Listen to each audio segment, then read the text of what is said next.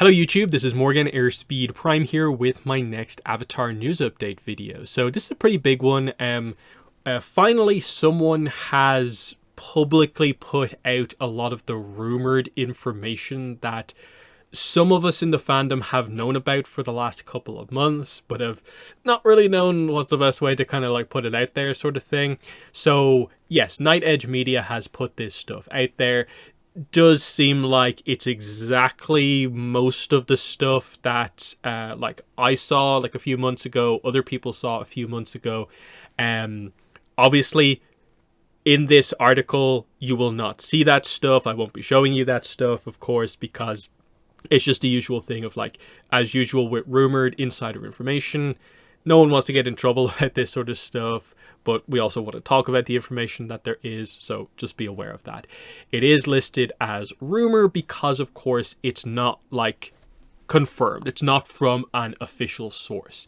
Officially, the first series has not even been officially, like, announced. We know there's going to be a series, but officially they've never said like what it is. There's no title, there's no date for it or anything like that. It's all rumored information, but I think a lot of this rumored information makes it pretty clear this first series is in fact going to be the Earth Avatar after Korra. So it's the era after Korra.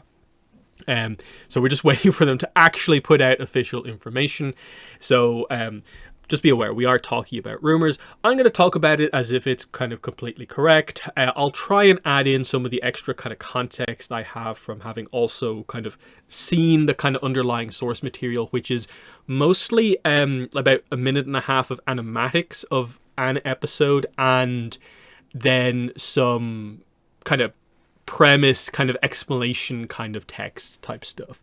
I will also actually say spoiler warning here, just because some of the premise stuff I think goes like far enough to where some people, if you are quite sensitive to spoilers, you might not actually want to know as much as they actually do reveal, and maybe is a bit of a spoiler. But I think our assumption is that actually a lot of this stuff is just like literally what happens in maybe the first episode, but I'll put the spoiler warning here just in case, because obviously it's like leaked information. We don't know what the actual marketing for this show is going to say or not going to say, so just be aware of that.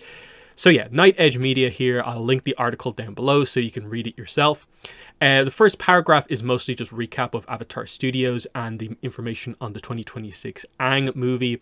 Second paragraph is just going over the idea that we are getting multiple projects from Avatar Studios, including series and 2 other movies, and the situation that we're in of not really knowing what the full situation is, though, as I'll point out here, one of the rumors, I think it's the last ever piece of Avatar news that he put out, was that last he heard, one of those movies was going to be a movie about this Earth Avatar. Is that actually correct? As we get closer, I don't really know, but it's just interesting to note that that was certain information that we had previously. Then we get on to the first series, which obviously I think if you've actually seen the underlying information here that is not made public here, you know for sure this is what the next Avatar series is. Otherwise, it's just the rumored Avatar series about the next earthbending Avatar. It's obviously going to be a series on Paramount Plus, animated as well. And let's get into the information here. So this section goes over the information here, which is that it's mainly based around the fact that a lot of this information comes from like basically someone who kind of like has seen like the first couple of episodes through storyboards, animatics, because they were doing some sort of a like tests kind of screening stuff to get feedback, and that this is from quite a few months ago. I think I saw some of this information in August, but it's obviously from July. And that, yes, he did, Night Edge Media put up information previously covering this initial basic information about it being a female avatar with a large feline-like creature, and mentioning here that she's paraplegic. Basically, she's missing her left leg and has basically a bit of a prosthetic in place. So I'm not sure if this terminology is 100% accurate, but either way, like she's missing part of one of her legs and has a replacement in place of it there. That's the idea there from what I saw in the animatic as well. And yes, this image is not obviously from anything, but it represents the size of the avatar, our female avatar, compared to this cat-like animal companion. It is quite a big cat, but it is like a big house cat rather than it's like a tiger-like thing. That would be my interpretation of it overall. So pretty fun. I think people are going to absolutely love it. I think it looks cool just from the animatics that I saw. So I think it's going to be a real hit here, especially if we get some merchandise. So yeah, it obviously takes place in the series because it's the avatar after Korra.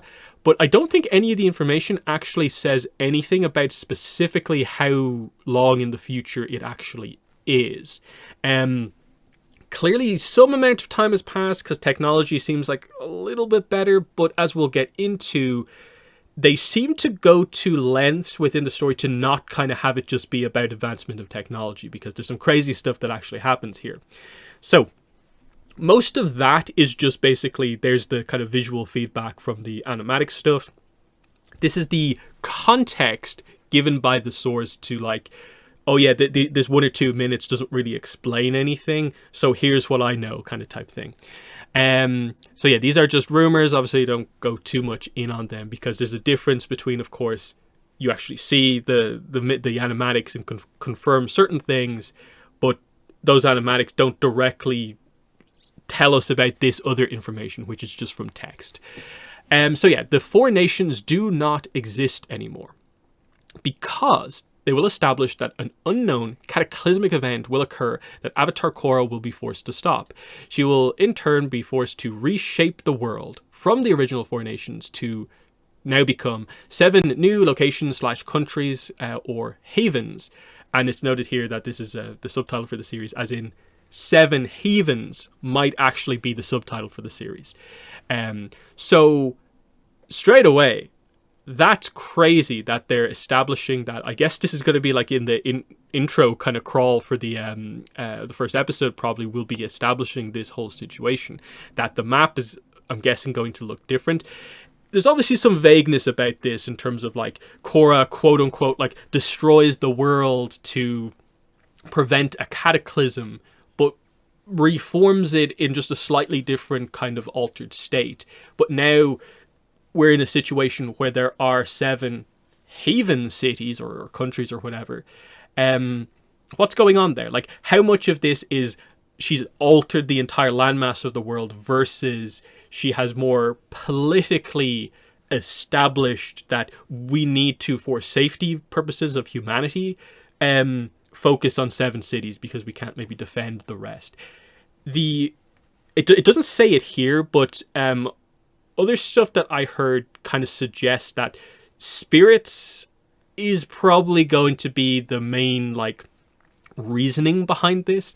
And so one thing you might actually note here as maybe a connection, and again, this is not from information, this is just a connection I'm trying to make here, is that the 7 havens definitely sounds a lot like the old line turtle cities in terms of we're apparently now in a situation where humans need a safe haven to live in because of a cataclysm.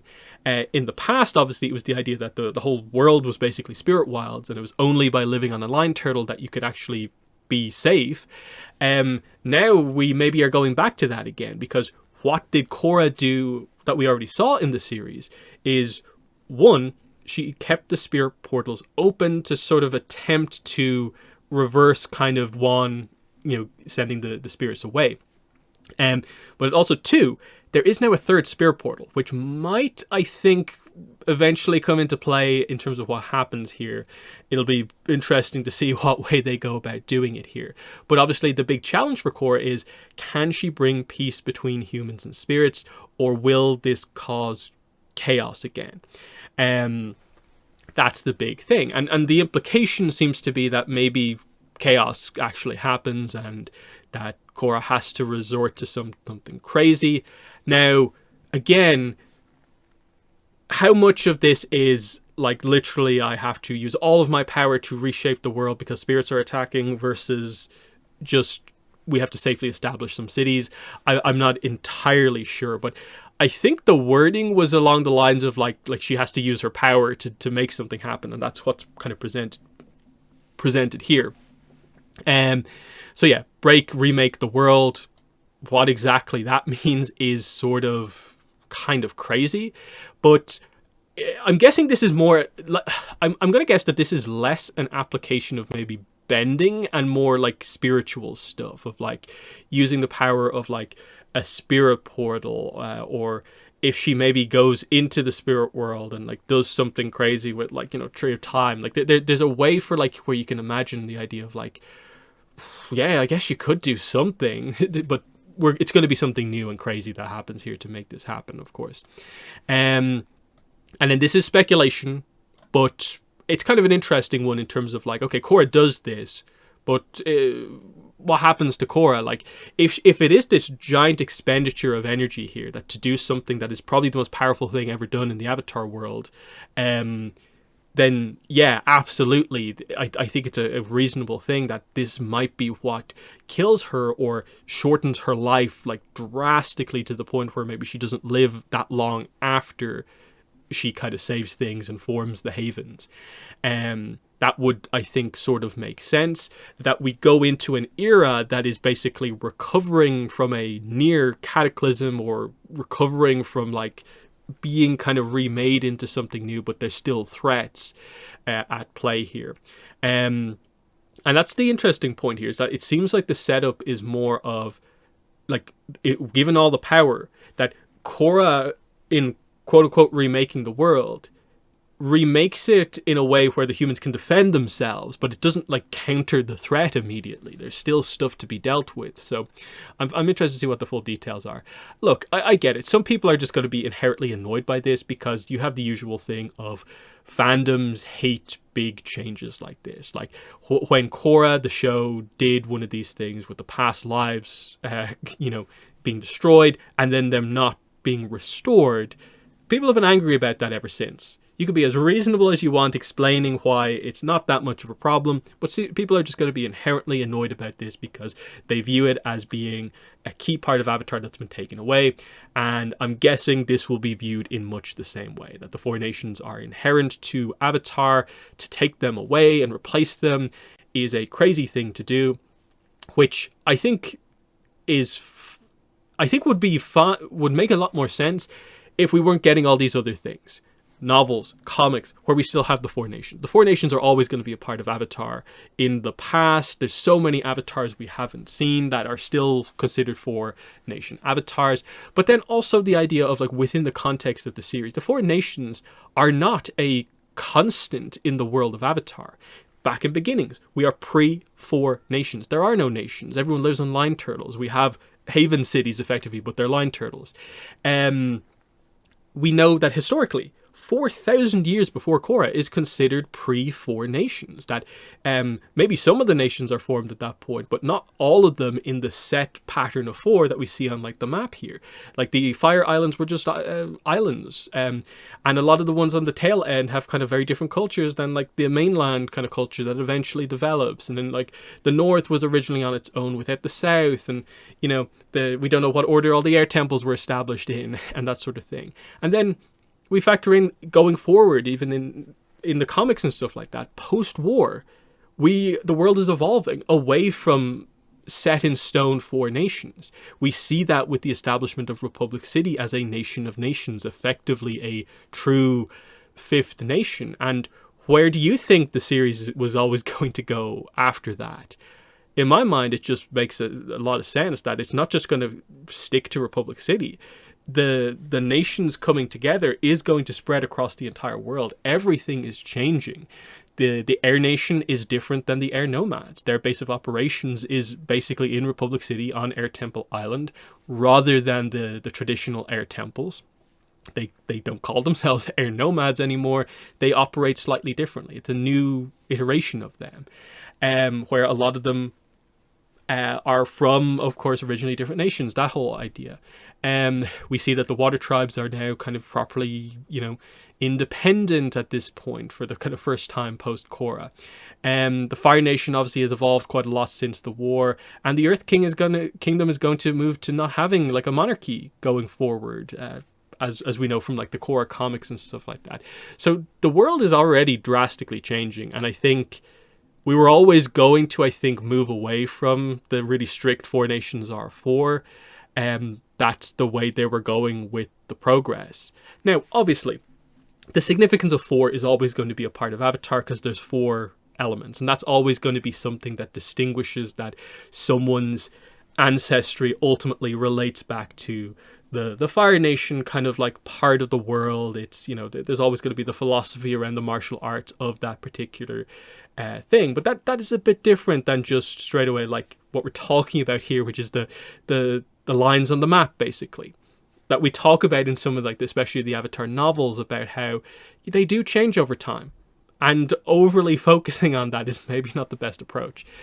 So I trust that they're going to do this in an interesting way to, in my mind, make this new era for Avatar, this new Avatar's era, as interesting as possible, which I think what they are trying to do here is to avoid what I think is the common criticism of why are we doing the Avatar after Korra, which was always that, do we really just want the Korra era just with more technology?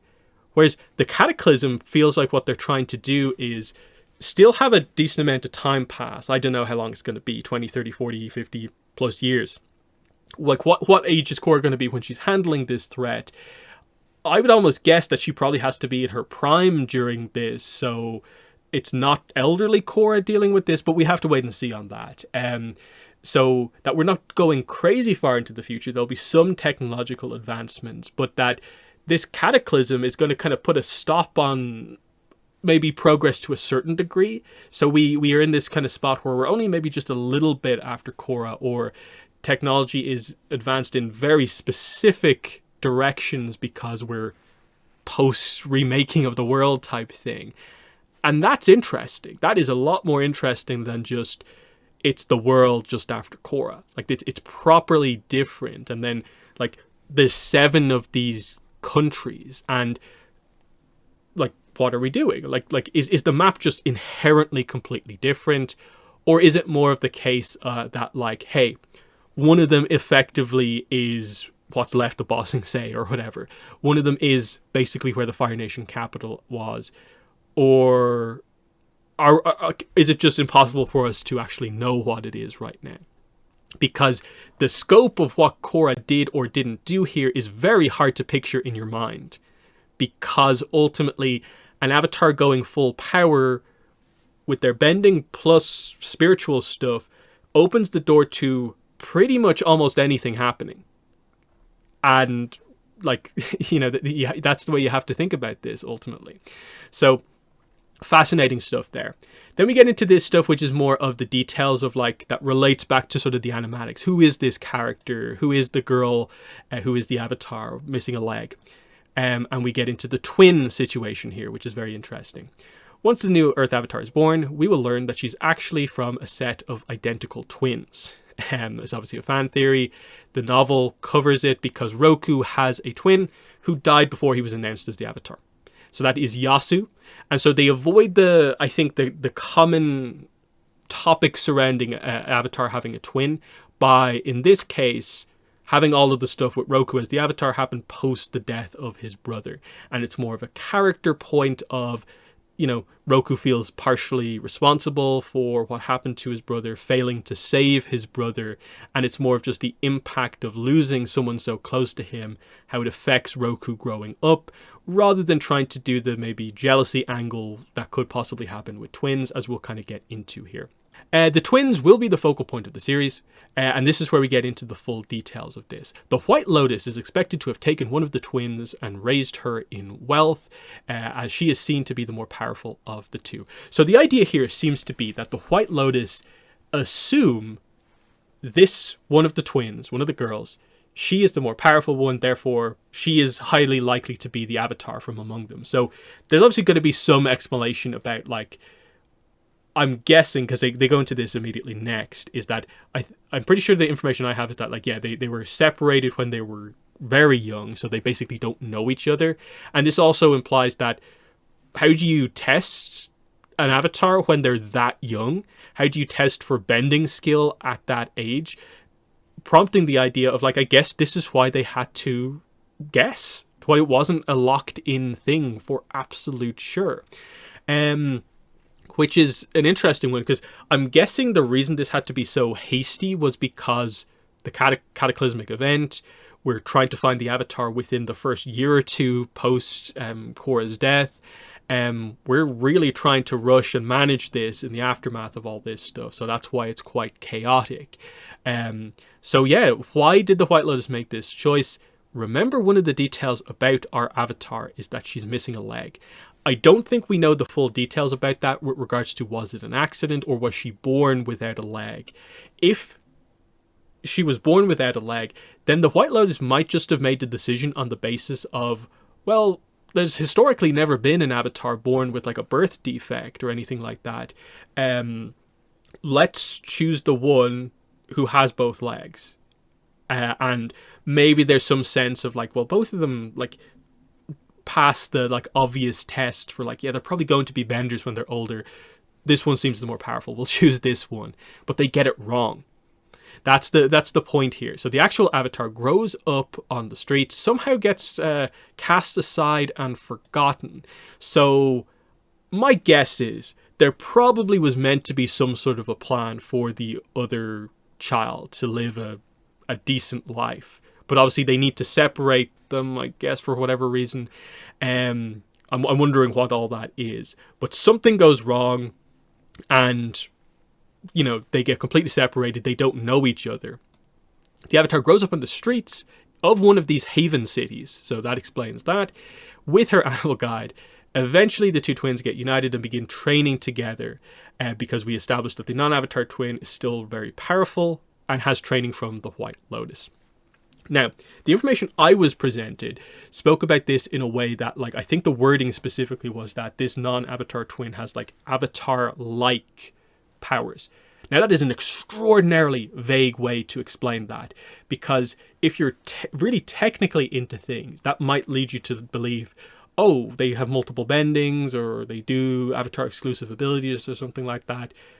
Or are we just implying that this character is just a very powerful bender, that they come across, they fit the role, they are that powerful?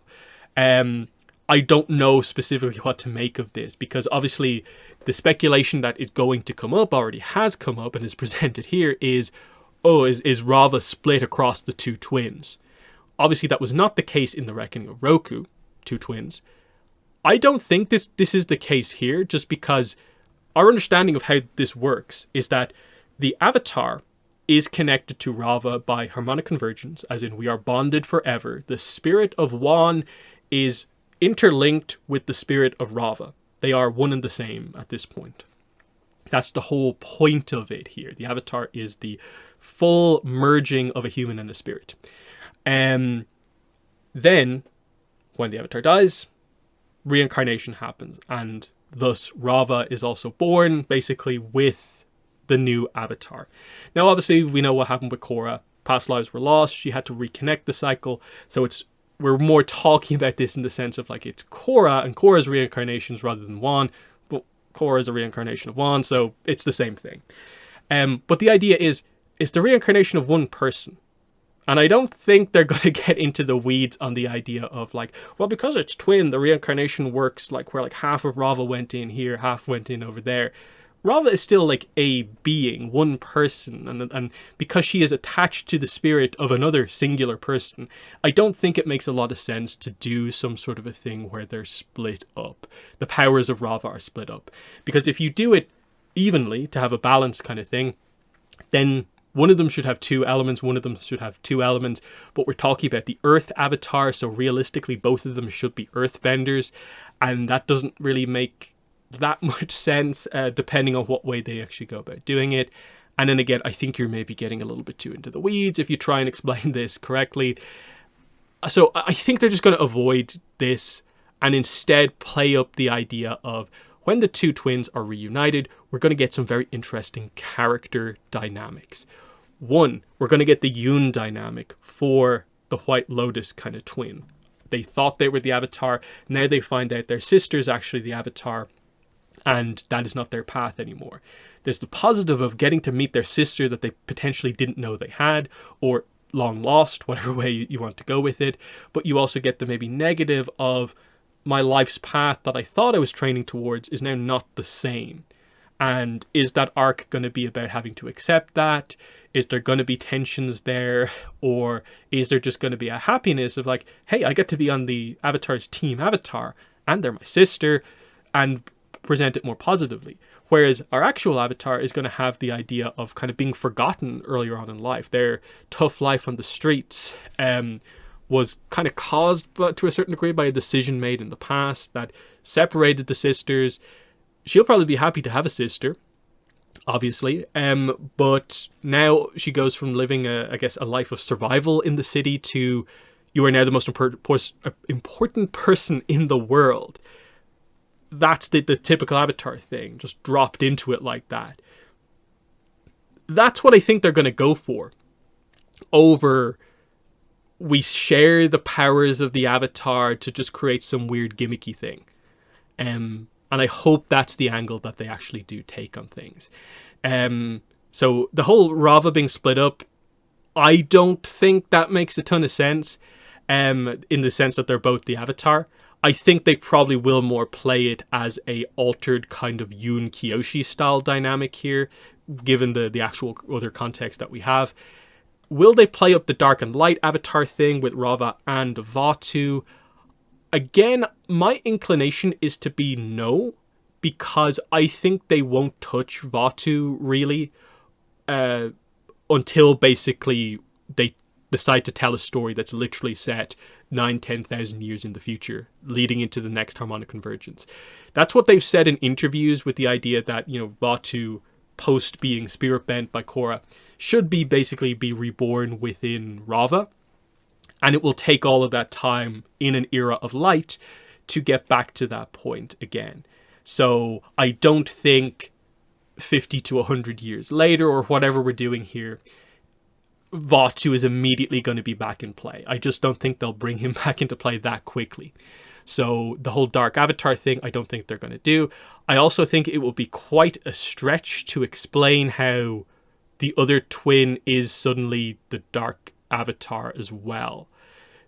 Because then you are effectively trying to establish that, wait, the Dark Avatar cycle is still a thing, and that would technically make the other twin a reincarnation of Unalaq. And I'm not sure we really want to do that.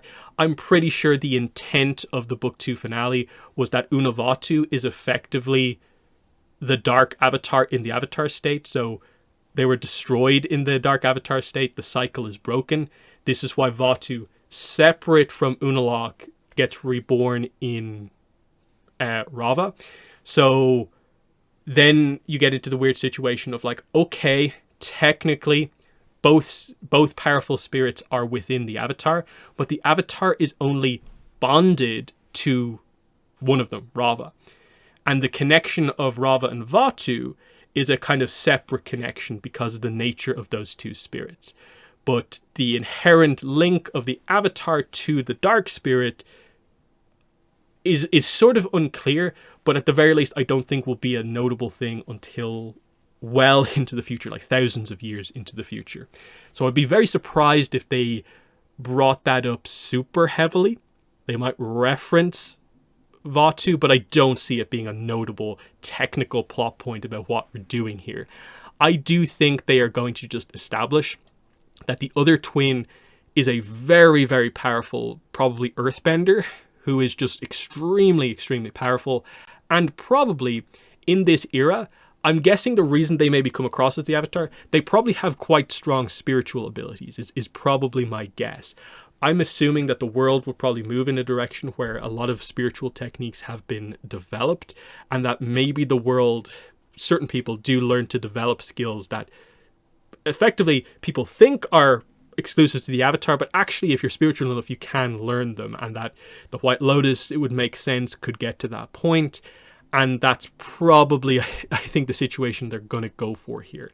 That, like, I wouldn't be surprised if, say, this Avatar knows spirit bending, or so something like that, like a different form of spirit bending, that they have some of those different techniques overall. If they do some weird split element thing, maybe they're a waterbender, maybe they can do the waterbending, spirit bending.